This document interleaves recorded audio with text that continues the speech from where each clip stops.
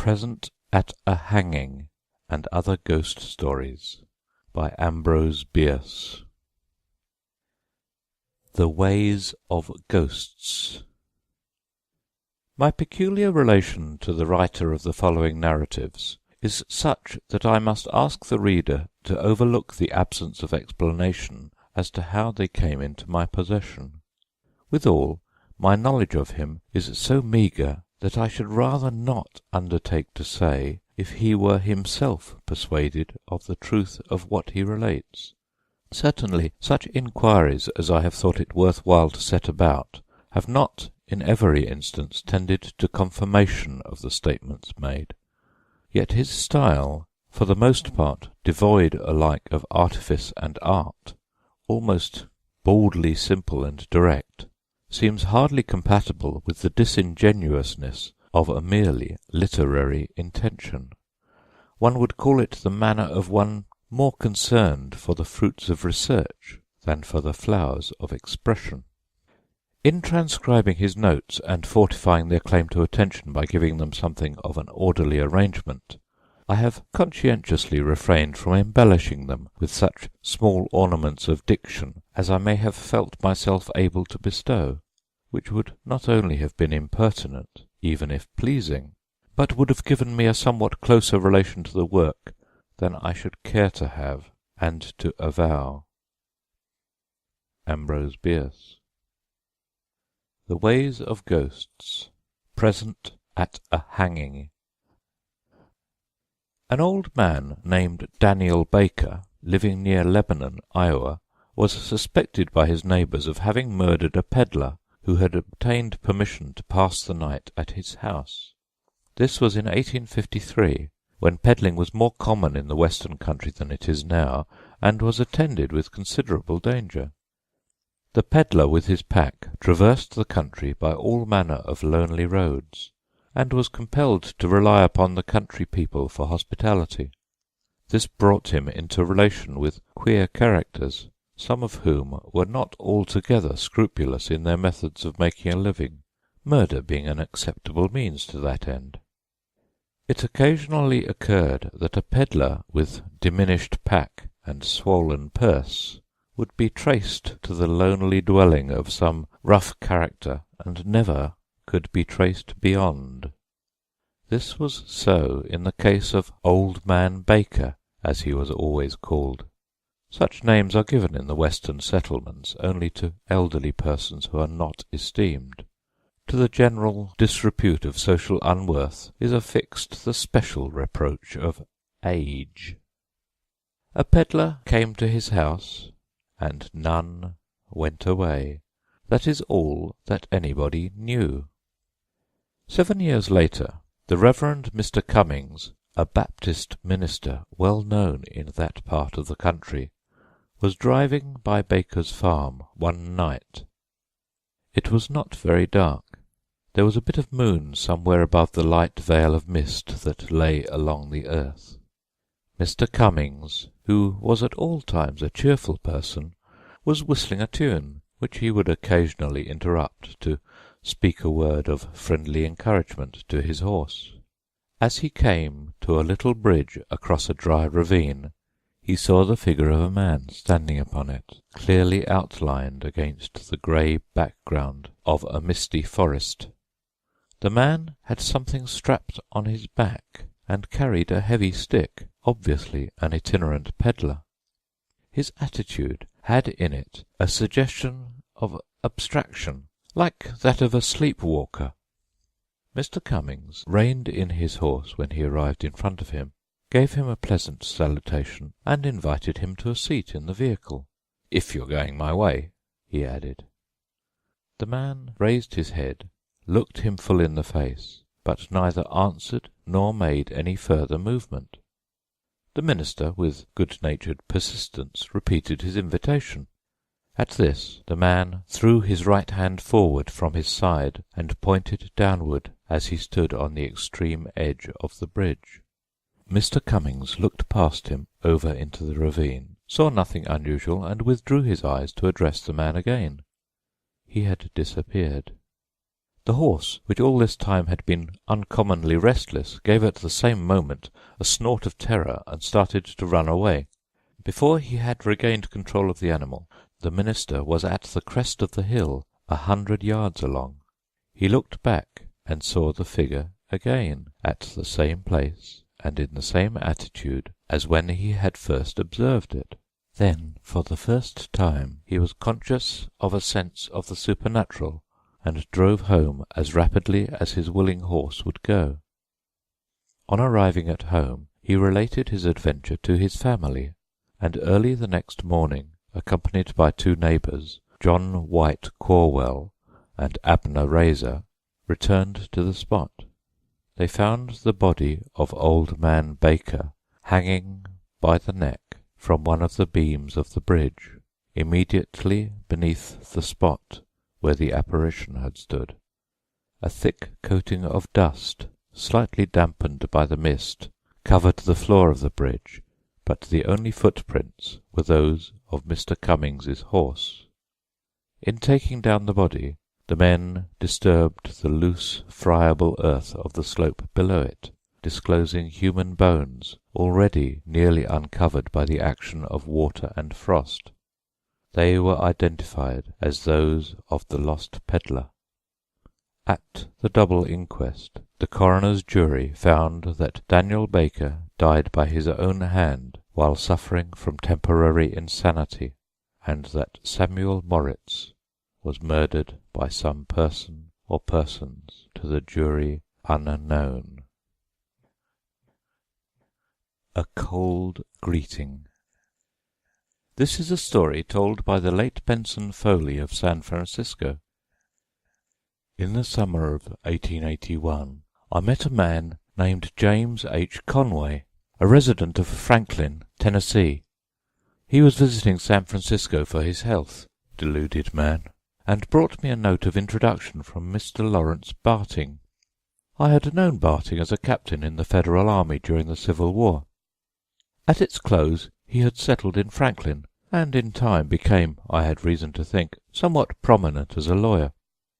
Barting had always seemed to me an honourable and truthful man, and the warm friendship which he expressed in his note for Mr. Conway was to me sufficient evidence that the latter was in every way worthy of my confidence and esteem.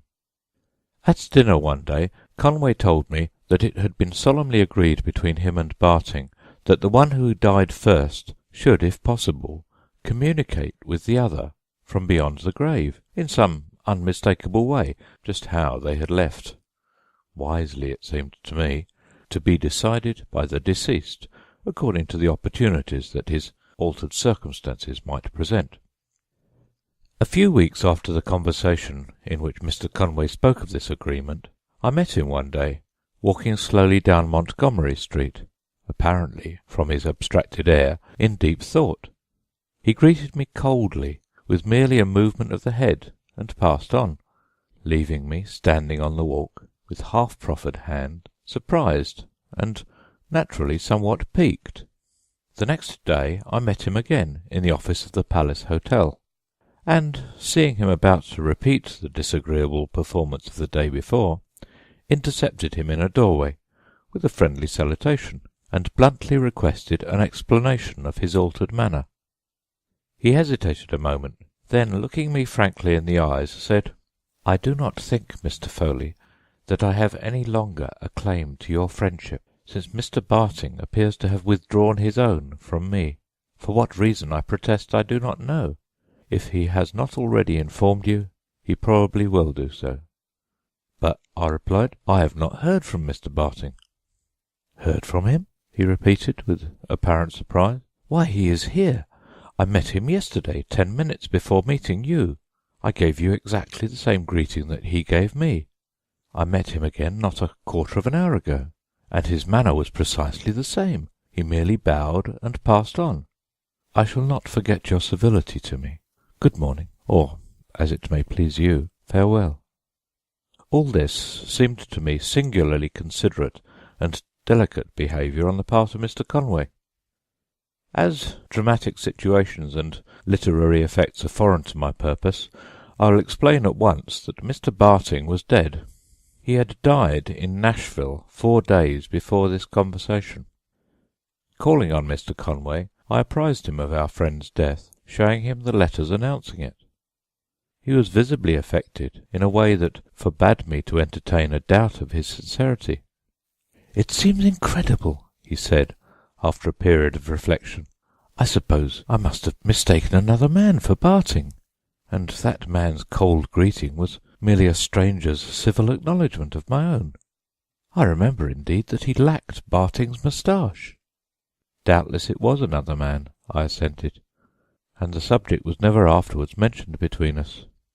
But I had in my pocket a photograph of Barting, which had been enclosed in the letter from his widow. It had been taken a week before his death, and was without a moustache." A wireless message. In the summer of 1896, Mr. William Holt, a wealthy manufacturer of Chicago, was living temporarily in a little town of central New York, the name of which the writer's memory has not retained. Mr. Holt had had trouble with his wife, from whom he had parted a year before. Whether the trouble was anything more serious than incompatibility of temper, he is probably the only living person that knows. He is not addicted to the vice of confidences. Yet he has related the incident herein set down to at least one person without exacting a pledge of secrecy. He is now living in Europe. One evening he had left the house of a brother whom he was visiting for a stroll in the country. It may be assumed, whatever the value of the assumption in connection with what is said to have occurred, that his mind was occupied with reflections on his domestic infelicities and the distressing changes that they had wrought in his life. Whatever may have been his thoughts, they so possessed him that he observed neither the lapse of time nor whither his feet were carrying him. He knew only that he had passed far beyond the town limits and was traversing a lonely region by a road that bore no resemblance to the one by which he had left the village. In brief, he was lost. Realizing his mischance, he smiled. Central New York is not a region of perils, nor does one long remain lost in it. He turned about and went back the way that he had come. Before he had gone far, he observed that the landscape was growing more distinct, was brightening. Everything was suffused with a soft red glow, in which he saw his shadow projected in the road before him. "The moon is rising," he said to himself. Then he remembered that it was about the time of the new moon, and if that tricksy orb was in one of its stages of visibility, it had set long before. He stopped and faced about, seeking the source of the rapidly broadening light. As he did so, his shadow turned and lay along the road in front of him, as before. The light still came from behind him. That was surprising. He could not understand. Again he turned, and again, facing successively to every point of the horizon. Always the shadow was before, always the light behind, a still and awful red. Holt was astonished. Dumbfounded is the word that he used in telling it, yet seems to have retained a certain intelligent curiosity. To test the intensity of the light, whose nature and cause he could not determine, he took out his watch to see if he could make out the figures on the dial. They were plainly visible, and the hands indicated the hour of 11 o'clock and 25 minutes. At that moment the mysterious illumination suddenly flared to an intense and almost blinding splendor, flushing the entire sky, extinguishing the stars, and throwing the monstrous shadow of himself athwart the landscape. In that unearthly illumination he saw near him, but apparently in the air at a considerable elevation, the figure of his wife, clad in her night-clothing, and holding to her breast the figure of his child. Her eyes were fixed upon his with an expression which he afterwards professed himself unable to name or describe, further than that it was not of this life. The flare was momentary, followed by black darkness, in which, however, the apparition still showed white and motionless. Then, by insensible degrees, it faded and vanished, like a bright image on the retina after the closing of the eyes. A peculiarity of the apparition, hardly noted at the time, but afterwards recalled, was that it showed only the upper half of the woman's figure. Nothing was seen below the waist. The sudden darkness was comparative, not absolute, for gradually all objects of his environment became again visible. In the dawn of the morning, Holt found himself entering the village at a point opposite to that at which he had left it. He soon arrived at the house of his brother, who hardly knew him. He was wide-eyed, haggard, and grey as a rat. Almost incoherently he related his night's experience. "Go to bed, my poor fellow," said his brother, "and wait. We shall hear more of this." An hour later came the predestined telegram. Holt's dwelling, in one of the suburbs of Chicago, had been destroyed by fire. Her escape cut off by the flames, his wife had appeared at an upper window, her child in her arms. There she had stood, motionless, apparently dazed. Just as the fireman had arrived with a ladder, the floor had given way, and she was seen no more. The moment of this culminating horror was 11 o'clock and 25 minutes, Standard Time. An arrest. Having murdered his brother-in-law, Orrin Brower of Kentucky was a fugitive from justice. From the county jail where he had been confined to await his trial, he had escaped by knocking down his jailer with an iron bar, robbing him of his keys, and, opening the outer door, walking out into the night. The jailer being unarmed, Brower got no weapon with which to defend his recovered liberty. As soon as he was out of the town, he had the folly to enter a forest. This was many years ago, when that region was wilder than it is now. The night was pretty dark, with neither moon nor stars visible, and as Brower himself had never dwelt thereabout, and knew nothing of the lay of the land, he was naturally not long in losing himself.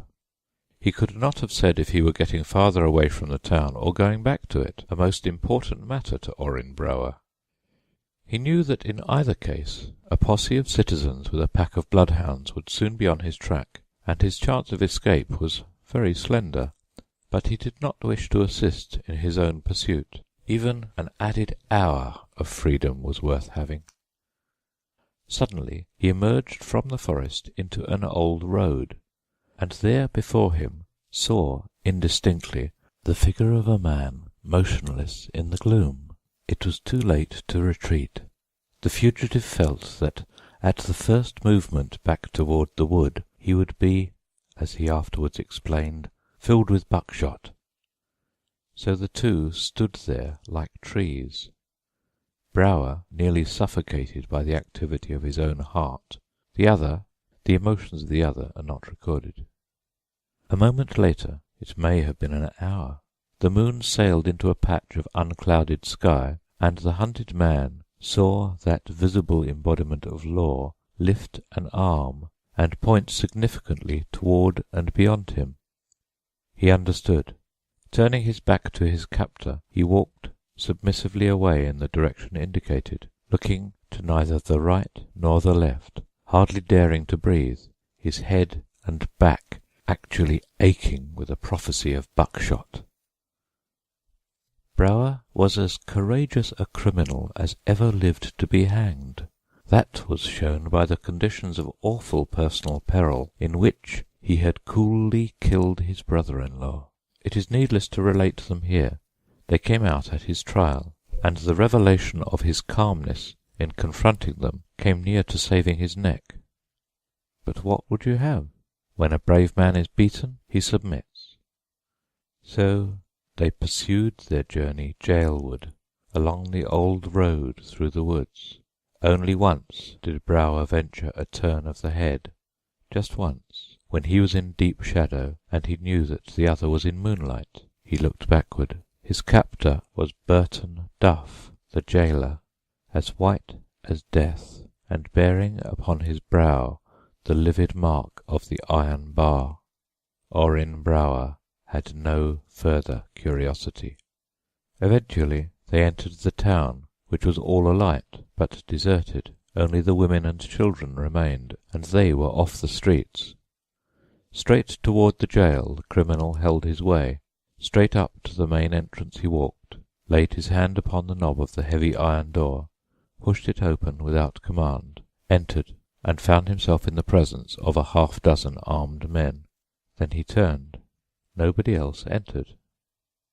On a table in the corridor lay the dead body of Burton Duff. End of Present at a Hanging, The Ways of Ghosts.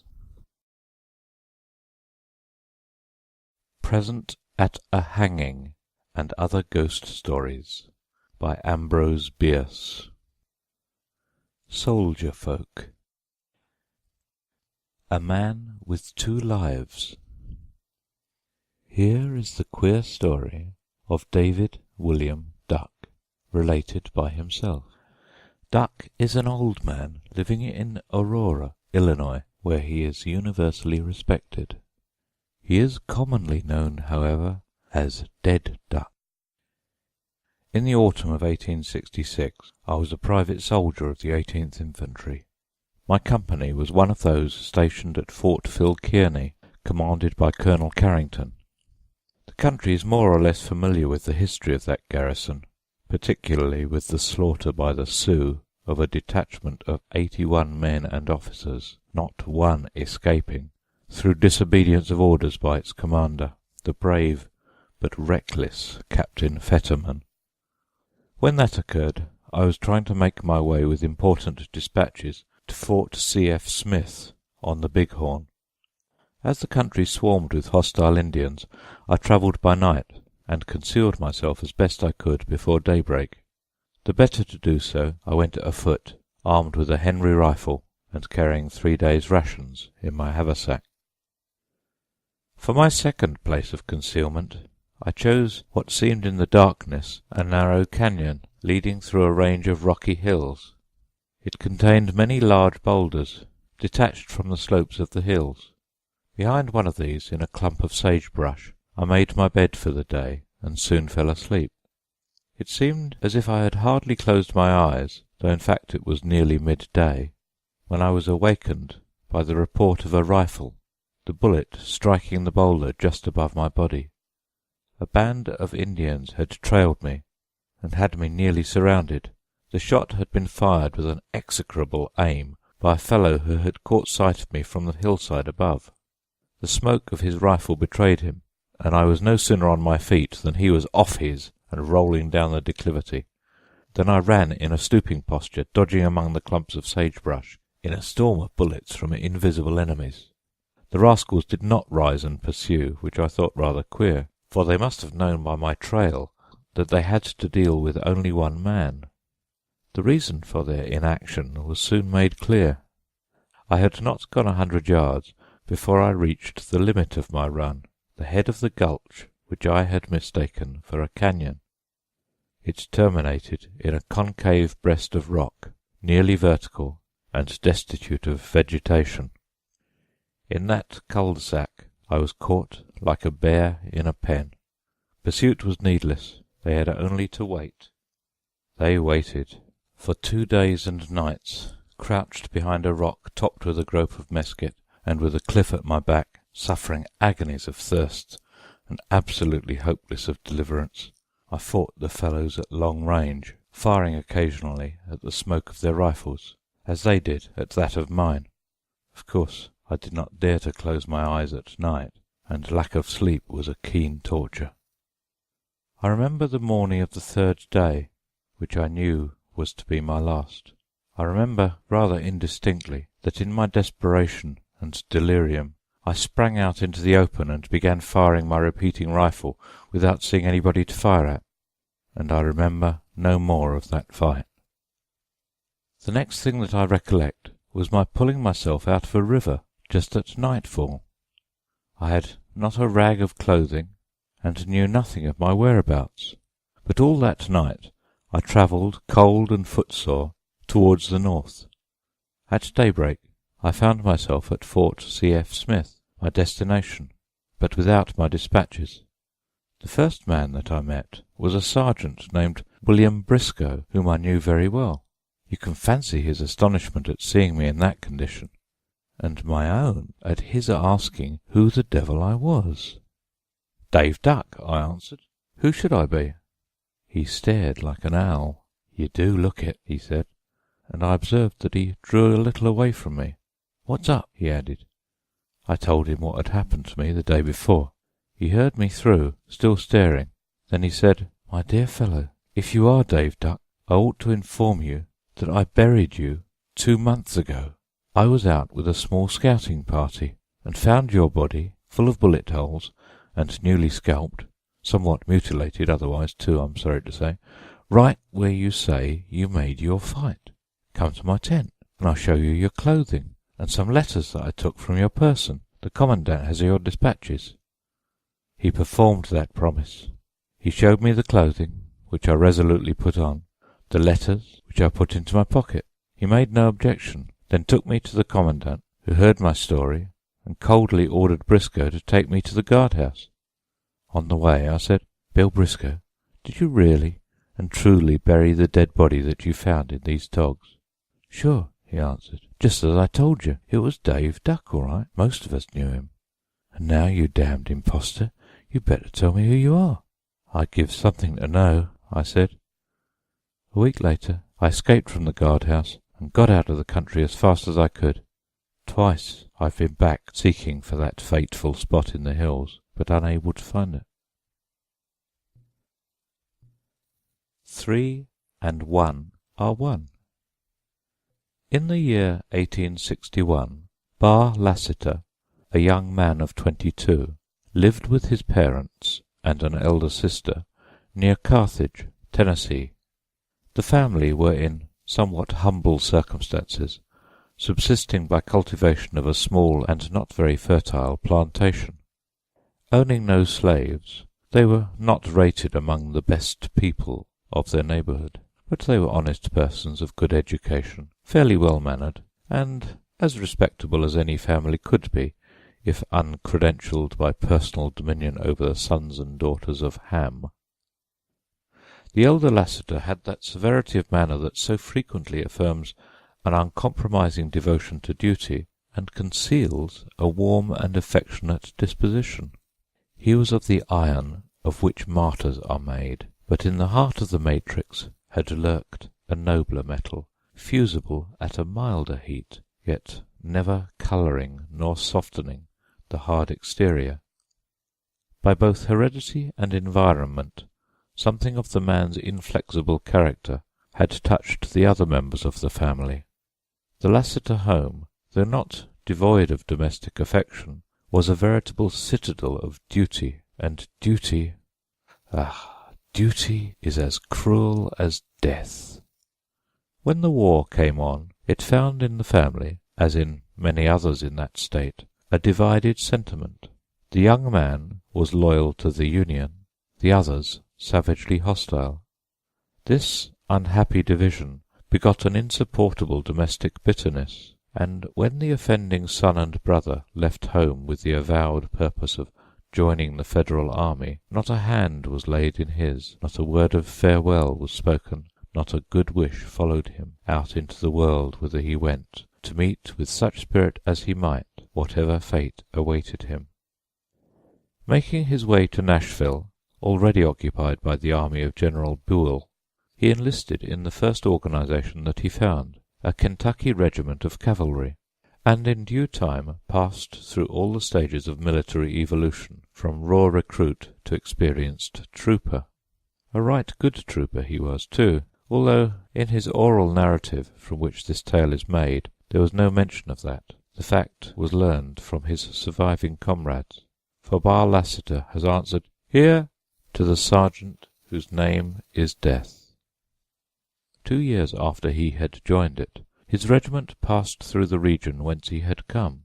The country thereabout had suffered severely from the ravages of war, having been occupied alternately and simultaneously by the belligerent forces, and a sanguinary struggle had occurred in the immediate vicinity of the Lassiter homestead. But of this the young trooper was not aware. Finding himself in camp near his home, he felt a natural longing to see his parents and sister, hoping that in them, as in him, the unnatural animosities of the period had been softened by time and separation. Obtaining a leave of absence, he set foot in the late summer afternoon, and soon after the rising of the full moon was walking up the gravel path leading to the dwelling in which he had been born. Soldiers in war age rapidly, and in youth 2 years are a long time. Bar Lassiter felt himself an old man, and had almost expected to find the place a ruin and a desolation. Nothing apparently was changed. At the sight of each dear and familiar object he was profoundly affected. His heart beat audibly. His emotion nearly suffocated him. An ache was in his throat. Unconsciously he quickened his pace until he almost ran, his long shadow making grotesque efforts to keep its place beside him. The house was unlighted, the door open. As he approached and paused to recover control of himself, his father came out and stood bareheaded in the moonlight. "Father!" cried the young man, springing forward with outstretched hand. "Father!"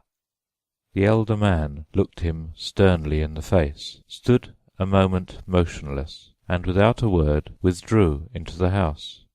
Bitterly disappointed, humiliated, inexpressibly hurt, and altogether unnerved, the soldier dropped upon a rustic seat, in deep dejection, supporting his head upon his trembling hand.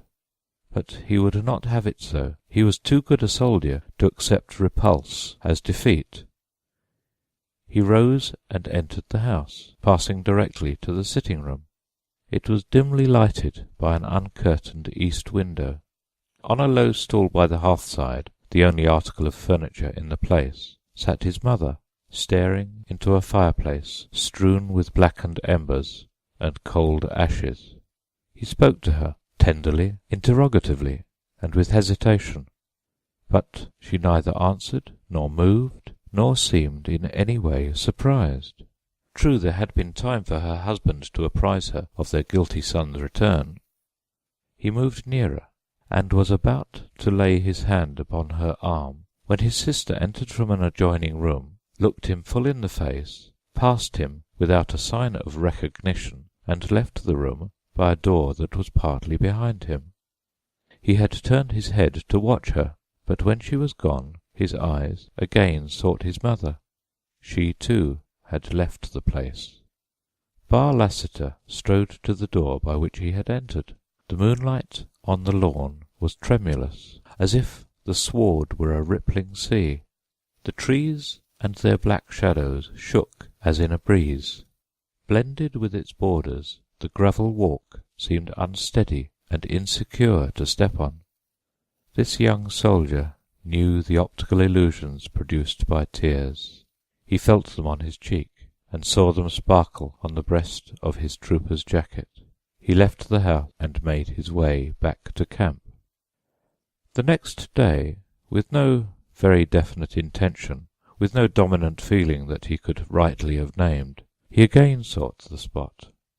Within a half-mile of it he met Bushrod Ambrose, a former playfellow and schoolmate, who greeted him warmly.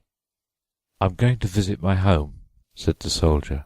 The other looked at him rather sharply, but said nothing. "I know," continued Lassiter, "that my folks have not changed, but—" "There have been changes," Ambrose interrupted. "Everything changes. I'll go with you if you don't mind. We can talk as we go." But Ambrose did not talk. Instead of a house, they found only fire-blackened foundations of stone enclosing an area of compact ashes, pitted by rains. Lassiter's astonishment was extreme. "I could not find the right way to tell you," said Ambrose. "In the fight a year ago, your house was burned by a Federal shell." "And my family? Where are they?" "In heaven, I hope. All were killed by the shell." A baffled ambuscade. Connecting Readyville and Woodbury was a good hard turnpike 9 or 10 miles long. Readyville was an outpost of the Federal army at Murfreesboro. Woodbury had the same relation to the Confederate army at Tullahoma. For months after the big battle at Stone River, these outposts were in constant quarrel, most of the trouble occurring, naturally, on the turnpike mentioned, between detachments of cavalry. Sometimes the infantry and artillery took a hand in the game by way of showing their goodwill.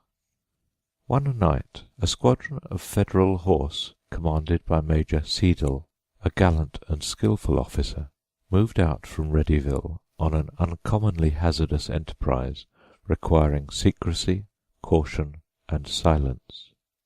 Passing the infantry pickets, the detachment soon afterward approached 2 cavalry vedettes staring hard into the darkness ahead. There should have been 3. "Where is your other man?" said the major. "I ordered Dunning to be here tonight." "He rode forward, sir," the man replied. "There was a little firing afterward, but it was a long way to the front." "It was against orders and against sense for Dunning to do that," said the officer, obviously vexed. "Why did he ride forward?" "Don't know, sir. He seemed mighty restless. Guess he was scared."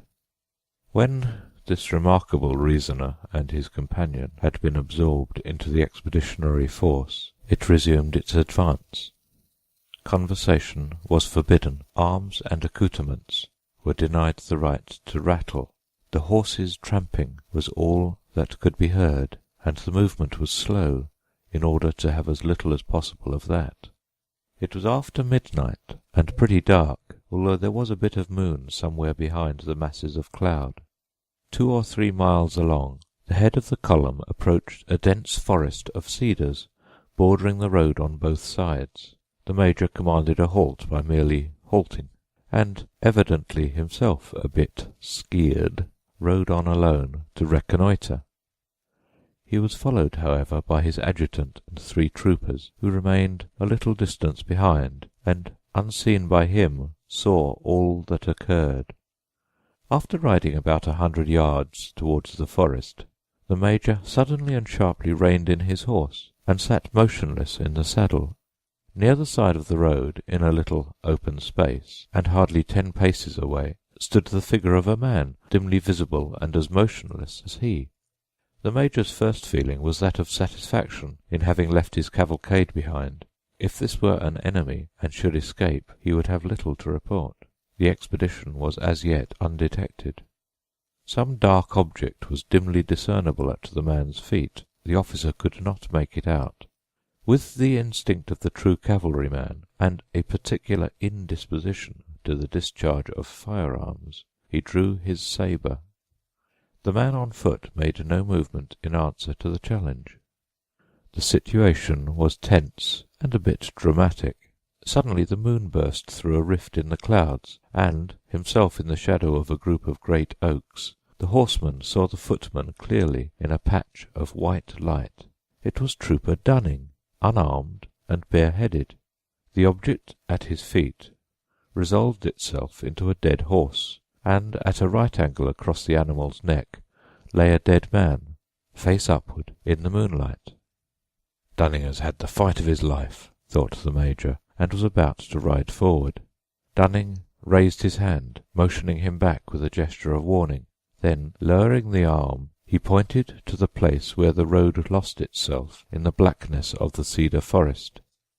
The major understood, and turning his horse, rode back to the little group that had followed him and was already moving to the rear in fear of his displeasure, and so returned to the head of his command.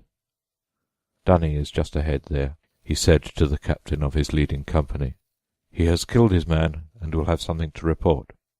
Right patiently they waited, sabres drawn, but Dunning did not come. In an hour the day broke, and the whole force moved cautiously forward, its commander not altogether satisfied with his faith in Private Dunning. The expedition had failed, but something remained to be done. In the open space off the road they found the fallen horse. At a right angle across the animal's neck, face upward, a bullet in the brain, lay the body of Trooper Dunning, stiff as a statue, hours dead. Examination disclosed abundant evidence that within a half-hour the cedar forest had been occupied by a strong force of Confederate infantry, an ambuscade. 2 military executions. In the spring of the year 1862, General Buell's big army lay in camp, licking itself into shape for the campaign which resulted in the victory at Shiloh. It was a raw, untrained army, although some of its fractions had seen hard enough service with a good deal of fighting in the mountains of western Virginia and in Kentucky. The war was young, and soldiering a new industry, imperfectly understood by the young American of the period, who found some features of it not altogether to his liking. Chief among these was that essential part of discipline, subordination. To one imbued from infancy with the fascinating fallacy that all men are born equal, unquestioning submission to authority is not easily mastered, and the American volunteer soldier in his green and salad days is among the worst known. That is how it happened that one of Buell's men, Private Bennett Story Green, committed the indiscretion of striking his officer. Later in the war he would not have done that. Like Sir Andrew Aguecheek, he would have seen him damned first. But time for reformation of his military manners was denied him. He was promptly arrested on complaint of the officer, tried by court-martial, and sentenced to be shot. "You might have thrashed me and let it go at that," said the condemned man to the complaining witness. "That is what you used to do at school, when you were plain Will Dudley, and I was as good as you. Nobody saw me strike you. Discipline would not have suffered much." "Ben Green, I guess you are right about that," said the lieutenant. "Will you forgive me? That is what I came to see you about." There was no reply, and an officer putting his head in at the door of the guard tent where the conversation had occurred explained that the time allowed for the interview had expired. The next morning, when, in the presence of the whole brigade, Private Green was shot to death by a squad of his comrades, Lieutenant Dudley turned his back upon the sorry performance and muttered a prayer for mercy, in which himself was included. A few weeks afterwards, as Buell's leading division was being ferried over the Tennessee River to assist in succouring Grant's beaten army, night was coming on, black and stormy. Through the wreck of battle the division moved inch by inch in the direction of the enemy, who had withdrawn a little to reform his lines. But for the lightning the darkness was absolute. Never for a moment did it cease, and ever when the thunder did not crack and roar were heard the moans of the wounded, among whom the men felt their way with their feet and upon whom they stumbled in the gloom. The dead were there too. There were dead a-plenty. In the first faint grey of the morning, when the swarming advance had paused to resume something of definition as a line of battle, and skirmishers had been thrown forward, word was passed along to call the roll. The first sergeant of Lieutenant Dudley's company stepped to the front, and began to name the men in alphabetical order. He had no written roll, but a good memory. The men answered to their names as he ran down the alphabet to G. "Gorham, here. Grayrock, here." The sergeant's good memory was affected by habit. "Green, here." The response was clear, distinct, unmistakable. A sudden movement, an agitation of the entire company front, as from an electric shock, attested the startling character of the incident. The sergeant paled and paused. The captain strode quickly to his side and said sharply, "Call that name again." Apparently the Society for Psychical Research is not first in the field of curiosity concerning the unknown. "Bennett Green, here." All faces turned in the direction of the familiar voice. The two men, between whom in the order of stature Green had commonly stood in line, turned and squarely confronted each other. "Once more," commanded the inexorable investigator, and once more came, a trifle tremulously, the name of the dead man. "Bennett Story Green?" "Here." At that instant a single rifle shot was heard, away to the front, beyond the skirmish line, followed, almost attended, by the savage hiss of an approaching bullet which, passing through the line, struck audibly, punctuating, as with a full stop, the captain's exclamation, "What the devil does it mean?" Lieutenant Dudley pushed through the ranks from his place in the rear.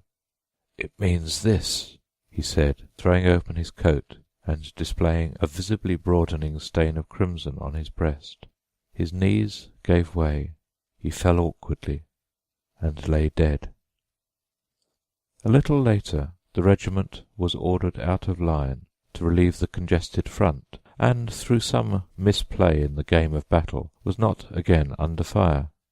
Nor did Bennett Green, expert in military executions, ever again signify his presence at one. End of Present at a Hanging.